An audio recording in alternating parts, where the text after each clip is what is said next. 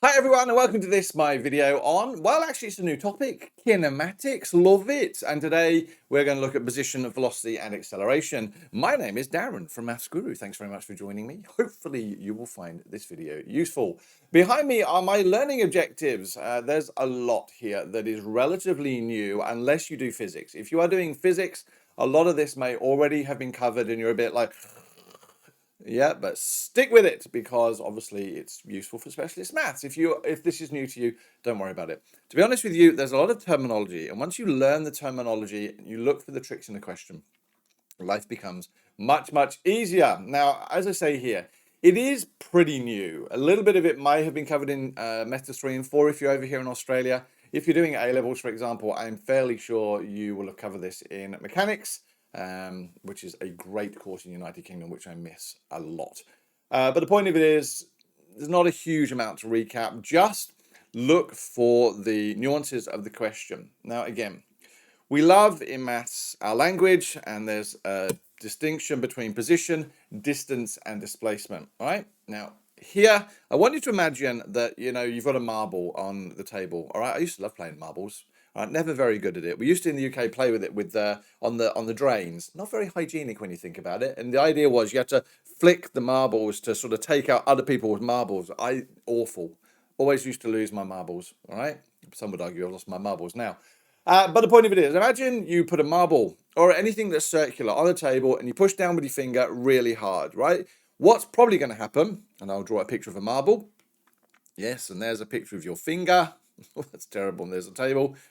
If you push down really hard, the chances are that marble is going to start moving that way. But obviously, at some point, the marble is going to slow down and stop. It's going to stop, but then it's probably going to move back again. Right, so realistically, this is what we're trying to describe here with the situation. We have started with something, and everything in kinematics is a dot. We don't draw it as much as you are artistically enabled. Please don't draw this stuff. Right, it's a dot, and it starts from an origin. And an origin would normally have a position or it starts from 0. Right, some sort of arbitrary scale. And in this situation, imagine that the marble's moved and moved and moved. Now, it has at this point stopped, and we'll come back to the whole relationship between speed and velocity in a moment. And then it started to move back in the opposite direction. And in this situation, it seems to have stopped further behind where it started. Now, again, that language of it's gone forward and it's gone backwards or behind actually is really important. So the position, as I say here, is given with respect to a fixed origin. Generally speaking, we would start at an origin of 0, right? Now, there is an importance here that it has a sign which denotes which side of the origin it sits. On the whole, much like an axis for your x-axis, anything on this side has a positive and anything on that side has a negative. So we would say at the moment that the position of that would be -2. Why? Because it has a position of -2, right?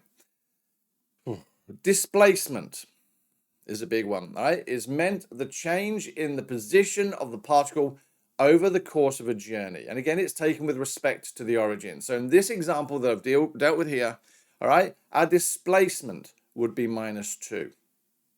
Now, distance, as I say here, it's really hard to try and define the word distance without using the distance. The way I used to explain it was this. If I start from my house, let's say Huffle House, and I go to school, and I travel, around Melbourne to try and get there, the distance I have traveled is actually what my speedometer will show, or my odometer will show. My distance traveled will be the length of that line. The displacement, however, would be the sort of distance between the crow flies, or as the crow flies between those two there, right?